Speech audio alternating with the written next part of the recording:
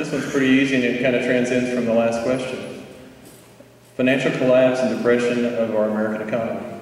And it's coming. If we don't fix this pretty quick, I keep telling people the ice is going to break. Main Street goes away. That means Main Street Tishomingo, that means Main Street McAllister, that means Main Street everywhere. We've lived, some of us have lived through a recession or two. A few in the audience have lived through a depression. For those of us that have not lived through a depression, we don't want to. And that's the real problem.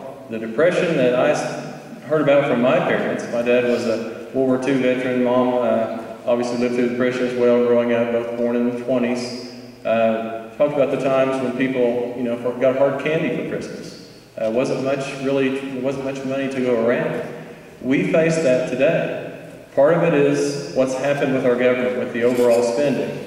Part of it is also the total monetary policy that we've transcended to under the dominant Federal Reserve bank that we have. And if you don't know why they're devaluing our dollar, if they devalue our dollar 50%, that means they pay the federal debt back at 50 cents on the dollar. And that's what they're seeking to do. Why is our basis points for the United States securities at 0.28? Money has more value than nothing. But today, our money has no value, basically, because it's being devalued. And at the same time, we have foreign governments that are in debt worldwide, that are also threatening our banks here in the United States. Our banks aren't as solid as they were years ago, due primarily to the fact that we've had bailouts and we've had other forced bailouts. Then what did we do with Dodd-Frank? We came in and actually blamed our community banks for what happened on Wall Street.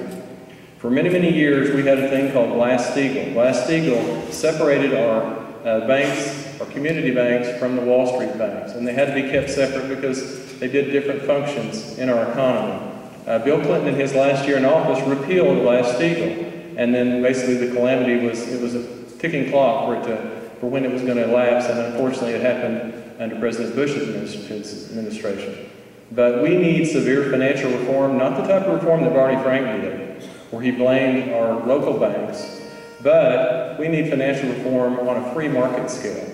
And we also need a monetary policy based on a free market scale, not based on a dominant Fed that sets the interest rate for 2 years at a time based on a political appointment from Barack Hussein Obama. So those are the things I think we need to address pretty quickly because they affect us all, and they affect us all very soon. Thank you.